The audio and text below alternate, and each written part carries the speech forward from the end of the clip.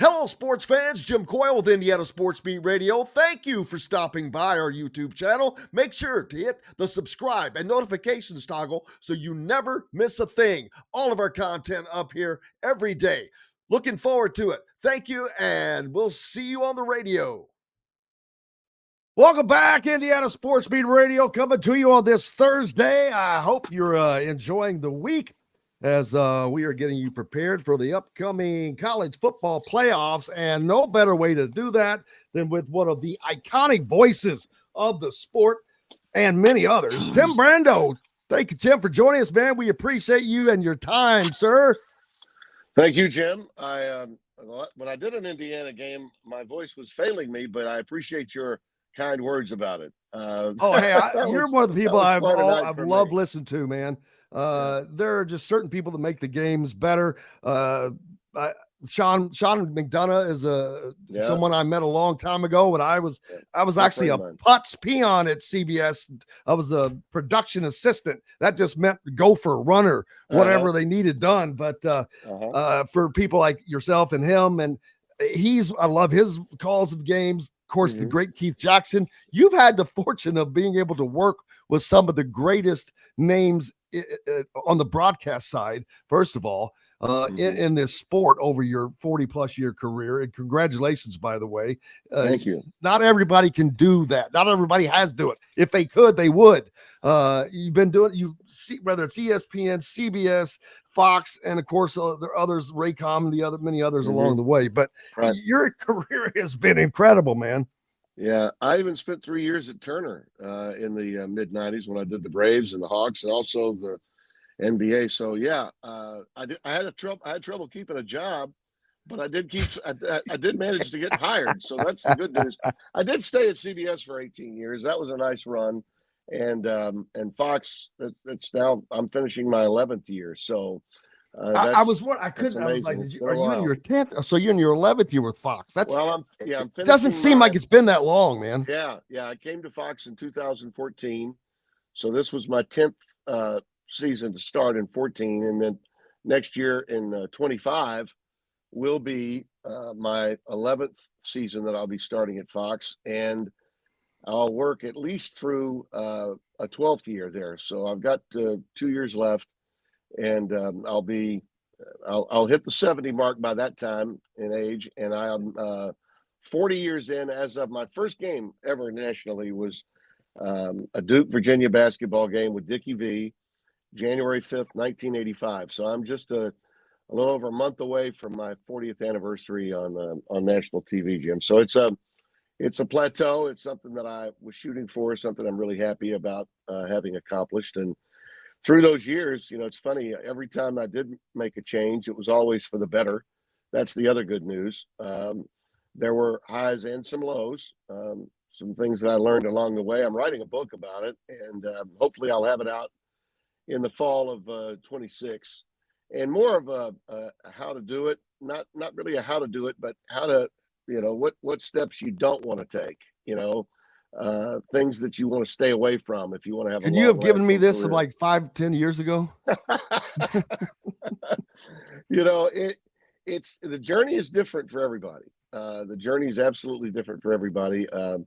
As much as you're started from Shreveport, Louisiana. For those that think everyone has to be this and that, Tim started at Shreveport, Louisiana in school and just worked up through the ranks like it used to be done. And my home here in Chateau Brando is in Shreveport. So I brought my wife back home where we married after three of my first 9 years at ESPN. We moved back home, and that was a smart move too. I've made some good moves. I've made some mistakes and was very blessed to have doors open for me when those mistakes were made. So, I've been blessed. It's a very competitive business, and tough at times. But the job is great. The job is so much fun that if you love it, and I do, I do see the finish line. I've said that before. I said it when I went to Fox and I got my second contract. I said I can see the finish line here, but I don't think I'm finished. I think I'm doing some of my best work. I think I'm doing some of my best work right now. I don't want to overstay my welcome. if I believe that I'm beginning to slip or I'm not, I'll tell you the best way to put it, Jim, is if you're going to the airport, because travel is what normally gets all of us out of the business.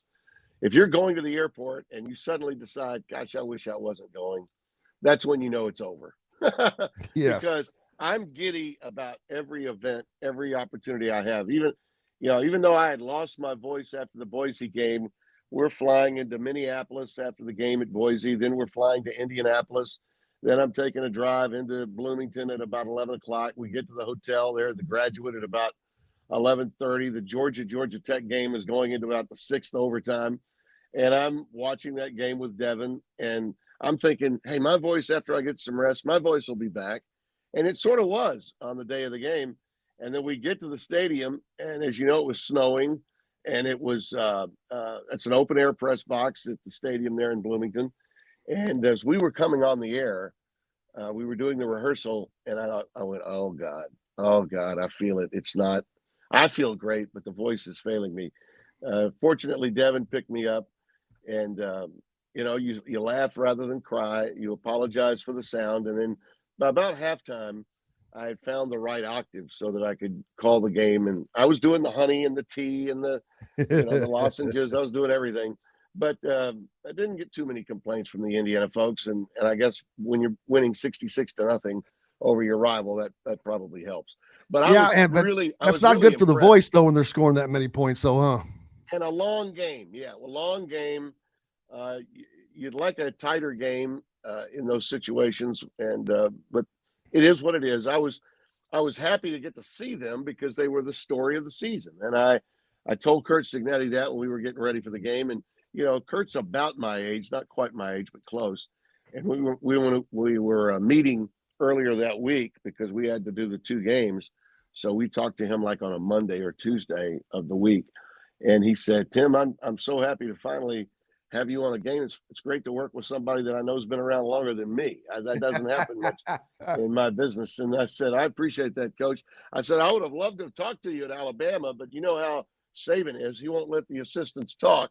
And he knew that. And we chuckled a little bit about it. So it was great. I think you guys are going to win this game. I like Indiana to beat Notre Dame. I do. And I think the quarterback, I had seen him in Ohio. We opened our season with Ohio and San Diego State. Spencer and I did in 23. And he looked good and got hurt in that game in the second quarter. But I was really impressed with him when meeting with him and when he played. And so he's a transfer that really did pay huge dividends. And then when you look at that entire team of JMU guys and transfers, you see what Signetti did. He brought a collection of winners from a program as the foundation of his program. And it worked big time. And I think you're just going to see more of this at Indiana. So I think the matchup is perfect. I think he's playing with house money. He knows that. All the pressure's on Notre Dame. And Indiana is still a program that has a lot of doubters nationally. And I think this is a game where they can really prove a lot of the critics wrong. And he's going to use that big time as an emotional tool to get this win. I really believe it. Absolutely. I've said it many times after the Ohio State game and since then. Anytime if a question comes up that has Ohio State in it, you can see the hairs bristle on Signetti. I swear. Yeah. I'm like, you know what? I'm not asking any Ohio State questions anymore. It's just like, man, he just. But I think that they want part of getting this win will help vanquish that disappointing performance. Yeah, and you know what? If you look back at the game, he is right. The first drive was awesome. Then the concerns begin to creep in whenever what happens, a mistake in special teams. And then you have another mistake in special teams. In a game that, midway in the second quarter looked very manageable, is all of a sudden a 3-score game. And now it's like shockwaves hit you. And I don't care who you are or how experienced your players are in that environment, first time really on the road. That was the point in which you knew that not having had the road experience against the top tier team had become a problem. And I thought the bounce back was something that was going to be really important for them. And we saw that in spades in the next game. So I think they're fine. And I don't think that, having played in Columbus, Ohio, nothing at Notre Dame Stadium is going to shake them. I think they'll be fully prepared, and I just think they match up better against Notre Dame than they did against Ohio State. I agree, why Jim. why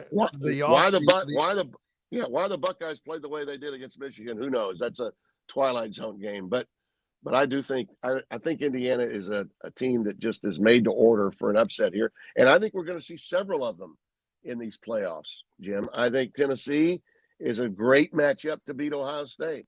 And they're used to that noise. Yeah, they are. Yeah, and I think SMU is going to give Penn State a hard time. I'm not picking them to win it, but I think they're going to give them a really hard time. And Boise State and Arizona State that are sitting there in a weight position, for the next round. I love what they've got in front of them. I think Arizona State could give Texas or Clemson. I think they could beat them. And I think Boise State can be a winner on their end of who they're going to play. So it's going to be crazy, and it's going to be a lot of fun. Since you were at Fox, have you done any of the Arizona State games this year? At Scattaboo. No, Scattaboo. You got to say Scattaboo. Scattaboo. Scatta does. Scatta will. Scatta touchdown. Yeah. Had him last year against USC. I want to say it was week 4. And Dillingham was down to his 4th string quarterback. He had a bunch of injuries early. So they haven't won a game, and they're playing SC. This was, I think, the first time I saw cracks in the armor for the Trojans. Caleb Williams was the returning Heisman winner. They were undefeated. They're ranked like 7th in the country. They go into Tempe, and Arizona State played their butts off. And with a 4th string quarterback, Scattaboo had 3 touchdowns, rushed for about 140, and they only lost that game by 10 points. And they were down at one point by, I think, 24, and fought to within 6. They closed to within 6 points before losing the game by 10. And I was very impressed with what Dillingham was doing. And then this year he picks up a quarterback, and that guy's a quarterback whisperer.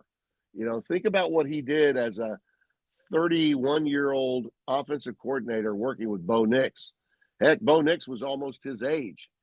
And Bo was coming off a lot of questions when he transferred from Auburn, and he gets him at Oregon and turns him into a Heisman finalist. And you see what Bo is now doing as a pro. Dillingham's a big-time coach. He's 34 years old now, and he is a big-time coach. And I'm thoroughly impressed with what he's done. And I think that, as I said, this is a team that is very, very dangerous in the playoffs, Arizona State. I've just loved this entire college football season. Even if I wasn't covering Indiana, it wouldn't matter. Mm-hmm. This has still been an incredible year. I have loved watching these ups. Kansas, you look at Kansas, they were 2-5 and beat a ranked team for 3 straight weeks. Who does that? Yeah. The realignment and the portal and NIL, all of that brought a lot of a lot of anxiety to a lot of fans in the off season, and plenty to coaches during the season. I don't think there's any doubt about that. But what it has done is taken what I thought was already beginning to happen, and that was a level of parity of talent that college football had not seen in the many years that I've been doing it. There have always been haves and have-nots. We always had a top tier, a middle tier, and a lower tier. And now we're balancing that out through the portal. Teams that could never get a player that was going to Ohio State, Michigan, Alabama, Georgia, LSU, name your blue blood brand, Texas, name those teams. Teams that could never get players that were 5-star guys or 4-star guys, they can get them now through the portal. They can get them, not their initial choice, but they get them as their second choice. Well, does that really matter to a fan base? I don't think so. I think they're just happy to have the player. Once they're in their uniform, they're all ours. We root for them. And that has been, I think, part of the balance. And the other part of it is through realignment. You've now seen teams that are coming from the American that deserve to be where they are. A team from Conference USA that really deserved to be someplace else was playing at a higher level, had a commitment that was great. Look at the SMU story by example. They go to the ACC. Everybody's talking about what a weird fit that is. And all SMU's people wanted was a chance to compete as a Power Four program. They turned down the ACC's TV money. They said, we'll forego the cash.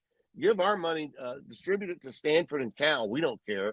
Our oil barons in Texas that were trying to build back from the death penalty in the 80s, we just, by God, want a chance to beat people.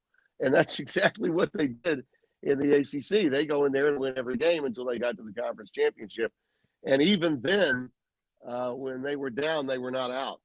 And that comeback in the second half is what got them in, pushed them over the top, and knocked Alabama out. Yeah, one thing I say it constantly, winning cures everything. And Sure if you don't does. believe me, look at Indiana and their fan base, because you could barely have paid people to go to Indiana games.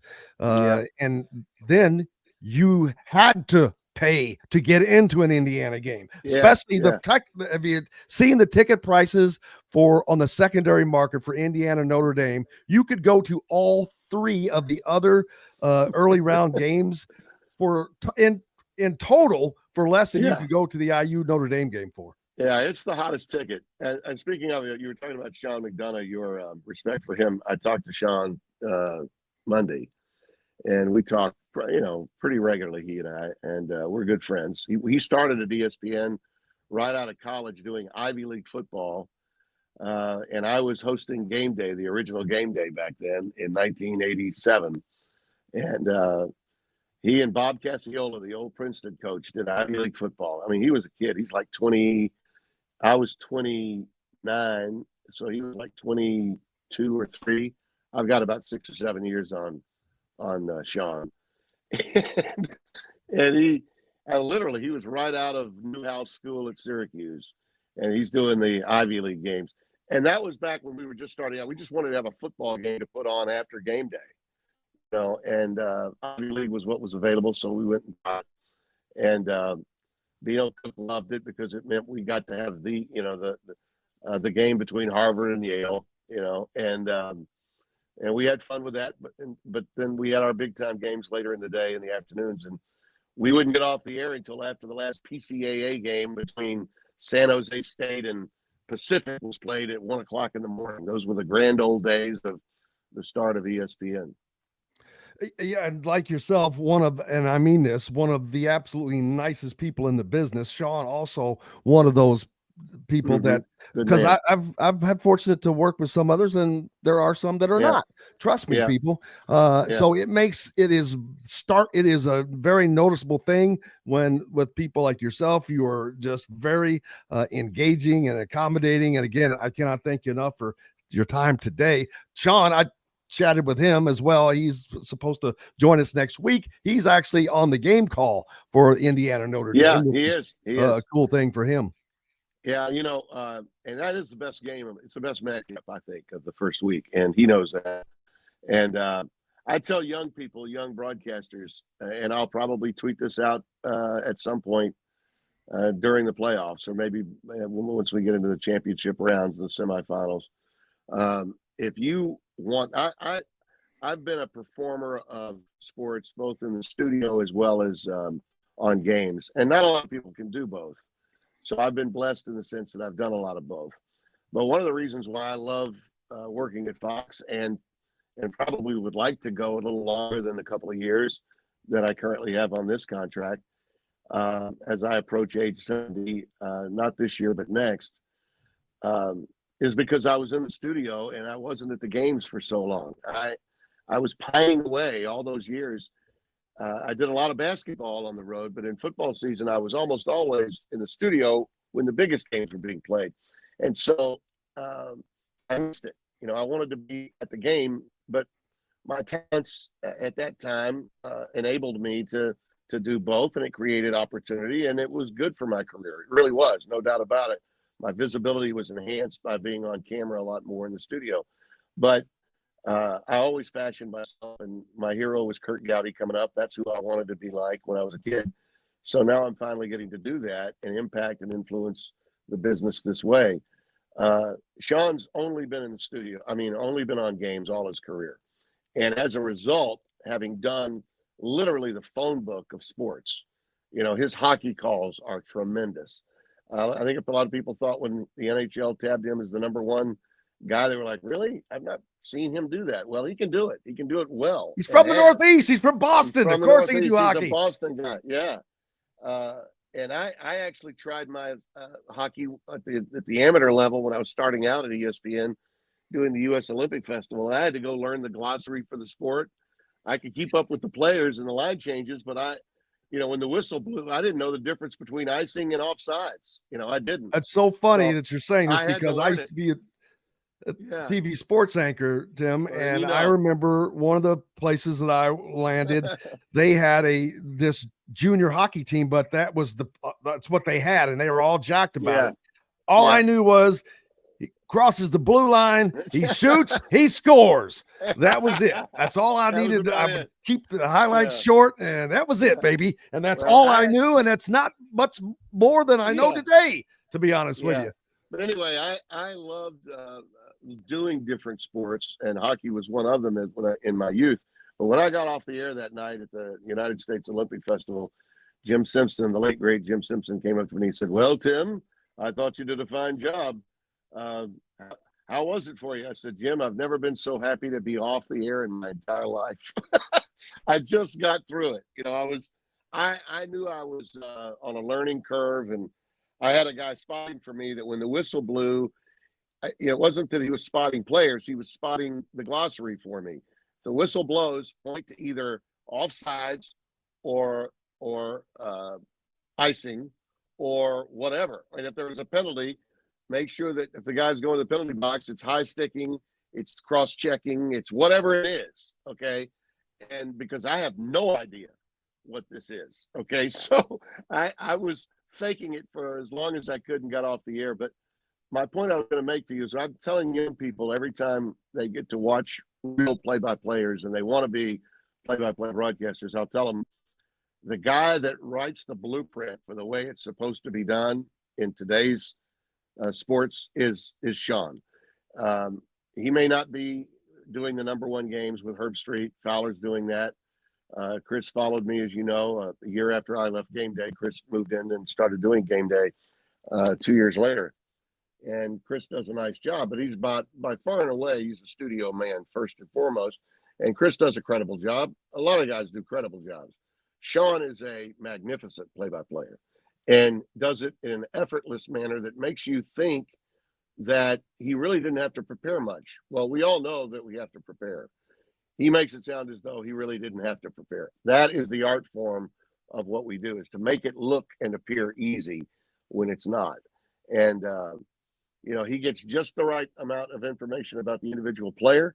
He stays on top of the game, and he puts the analyst in the best possible position to be the most effective he can be. And that's all you want to be able to do as a play-by-play guy on television. Well, you're one of the best to ever do it, man. And again, I cannot tell you how much I appreciate you taking the time. Obviously, the fans have enjoyed this immensely, and we look forward to hopefully having you on again sometime. I'd love to do it. And it has been an absolute blast. You were one of the iconic voices of sports, and I'm grateful that I had the opportunity to have you on. I wish I'd have gotten to meet you back when I was putzing. You came to CBS, I think, about 4 years after I was gone or not doing anything with them anymore. But appreciate it so much, brother. And hopefully we'll talk to you again soon. You got it, Jim. Anytime. Tim Brando from Fox Sports joining us here on Indiana Sports Beat Radio. Hello, sports fans. Jim Coyle with Indiana Sports Beat Radio. Thank you for stopping by our YouTube channel. Make sure to hit the subscribe and notifications toggle so you never miss a thing. All of our content up here every day. Looking forward to it. Thank you, and we'll see you on the radio.